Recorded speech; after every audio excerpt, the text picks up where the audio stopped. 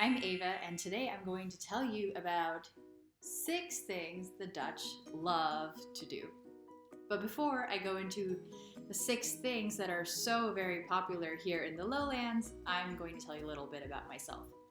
I fell in love with the Netherlands about 4 years ago, about the same time, coincidentally, when I fell in love with my Dutch girlfriend. No, it's not a coincidence, it's because she's Dutch. I think you guys get that.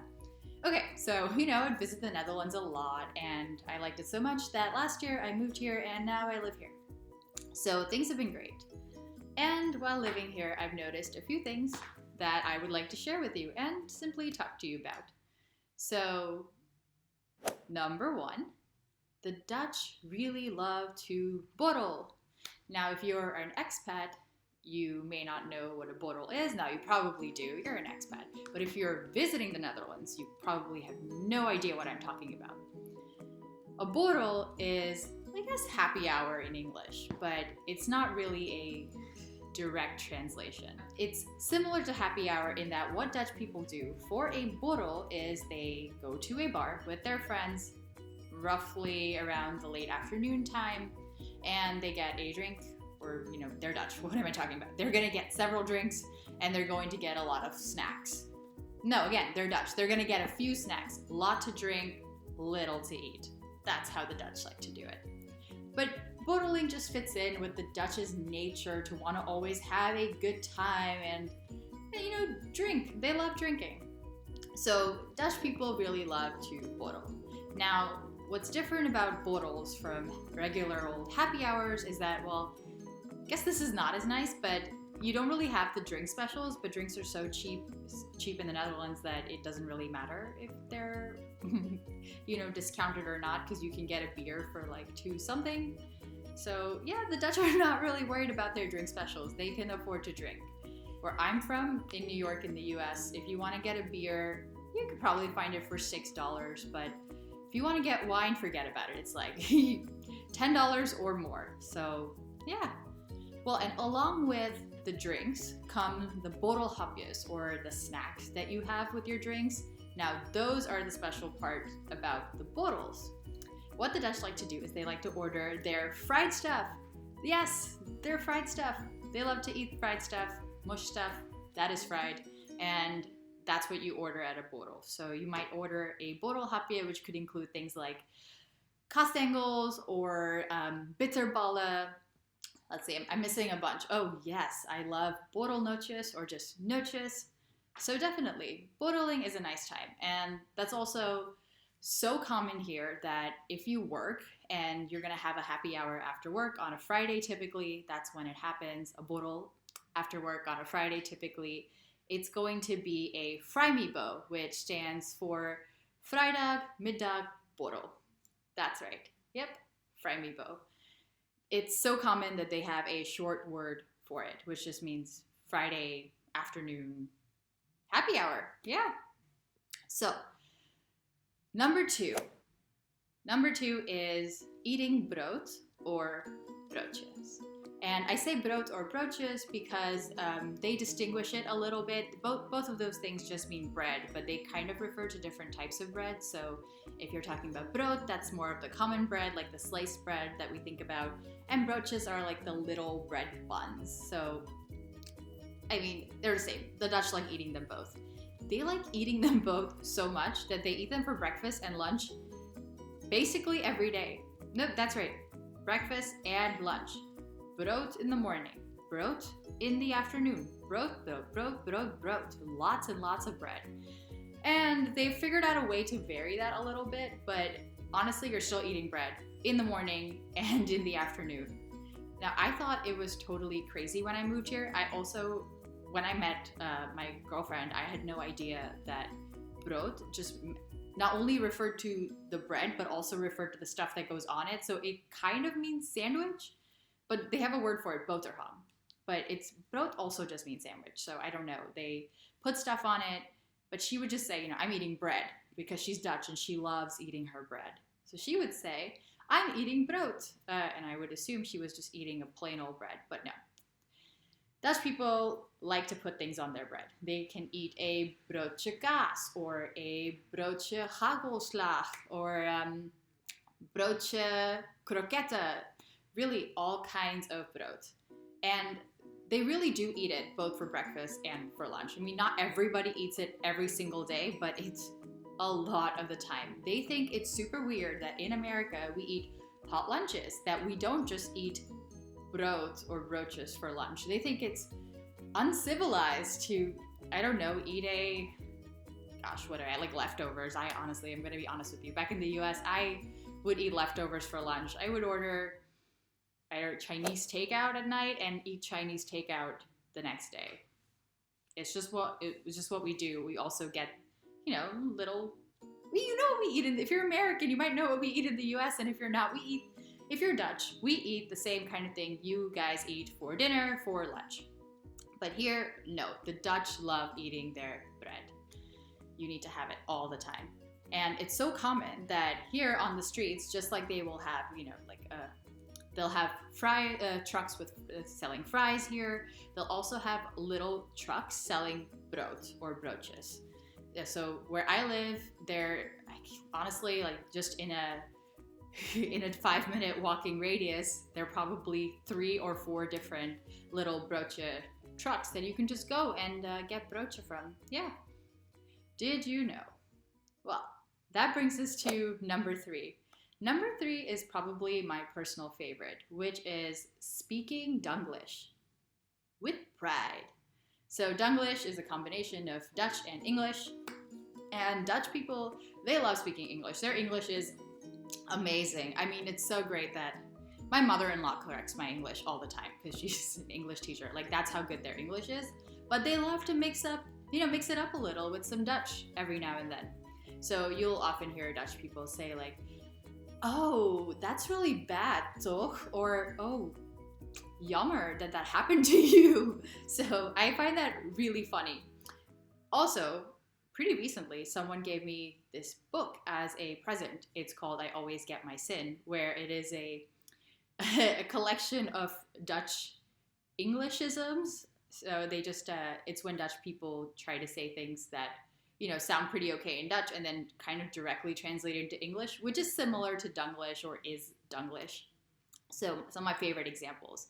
The I always get my sin just refers to I get what I want, and that's how you say it in Dutch, that so-and-so always gets their sin.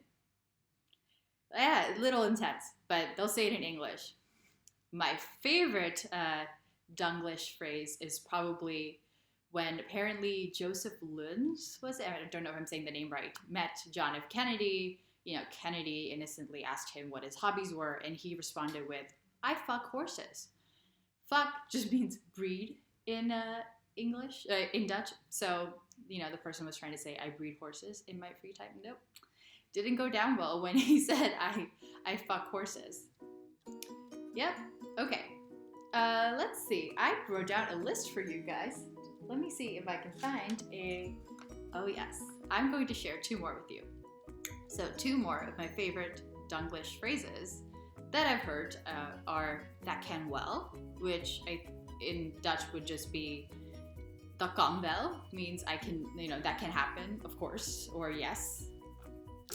And "he is totally in the war," which in the Dutch version would be "hij is in the war." So like he's confused. But nope, in English it's "in the war." So yeah, you Dutch people, you speak English really great until you do something like that, and then we're just confused. You make me question myself. You make me wonder whether I'm speaking English right. And of course, I've started speaking some Dunglish as well. So I'll definitely say things like, "Oh, I'm going back to the US with Christmas." That's a very Dutch thing to say. We don't say that in English. Or we do, but it's wrong. It's not really correct. And I'll also say things like, I'll write emails and I'll say things like, "Indeed, this is what we think." And you know, that's fine, but it's a very Dutch thing to say. Indeed. Anyway, that brings me to number 4, bend the rules. You Dutch people, you really, really like to bend the rules. No, but really, like, I didn't know how much Dutch people like to bend the rules until I started experiencing the coronavirus situation here in the Netherlands, and then they really like to bend the rules. So, to give an example, right now, you can exercise outside in not large groups, but in like significantly sized groups. Like, I think it's like 7 or 10 people, something like that. But you can't hang out outside with your friends, in a group of more than 2 people. So it's not even a group. It's just you and another friend. So my girlfriend thought this was really, being the Dutch woman that she is, she thought this was totally crazy. And she just started messaging her friends. It's like, we need to go outside and exercise together because then technically that's allowed. So we're going to bend the rules. Yeah, so I've seen a lot of that actually during, this coronavirus thing. It's also really a mindset, and I've seen that happen in other cases. So when I was talking to, again, my girlfriend, that I was going to make this video, and she said to me, you have to talk about olifant paardjes, I think they're called. And basically, they're little pathways that Dutch people end up making by taking repeat shortcuts on the same path. So it'll be like a street, and you're supposed to go straight, but Dutch people want to take a shortcut. So they'll just go whoop right around that straight line, and that forms another path, and that path is called a olifantpadje. Yeah, they bend the rules so much that this bent pathway has a name. I mean, if that doesn't explain it to you, I don't know what does. And some of you might be confusing the Dutch with the Germans. Germans really love their rules. Germans don't jaywalk. They don't cross the street when the light is red. Dutch people, they cross the street when the light is red. I mean, if they're on their bikes, forget about it. If there's no one, they go. Yeah, they're just, they like to bend the rules. I think that sums it up nicely. Okay, well, now we're at number 5, which is doe normaal. Dutch people love doing normal. And yeah, it's not really acting normal, which I've heard most people translate it to, because I guess it is acting normal, but I like the doing, like, because the doing signifies a way of life. And I think that really gets to the heart of what I've seen in the Dutch culture. So doe normaal is something you would just tell someone who's like, maybe you would tell a child who's acting out in the middle of the street. You'll tell the child to doe normaal, like act normally. Or if someone maybe like, cuts the line. Haha, another example of Dutch people trying to bend the rules. They don't like to queue, so British of me.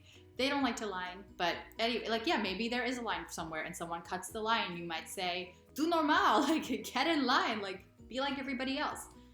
And then, okay, so yes, it's really strange as an American to hear that, because in America, we are told to stand out. Do whatever it takes to stand out. I mean, shine bright like a diamond.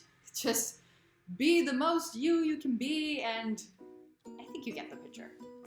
But in the Netherlands, that's not the case. We want to blend in and just be very normal. Like, so I guess a good example of this is that I don't see very many flashy cars when I'm walking around on the street here, whereas in the US, like New York, that was very common. Or people in really flashy clothes. Like, Dutch people like to be fashionable, but it's not extremely flashy. People are all very, very sober almost. Oh, that's my cat. Yeah, so people are all very sober.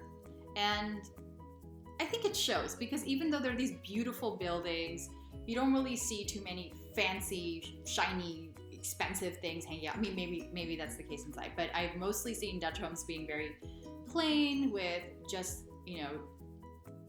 very, very normal and efficient almost, like very practical, I think. And of course, there are some things that are just nice to have, but nothing too flashy, I think, is the doe normaal syndrome here.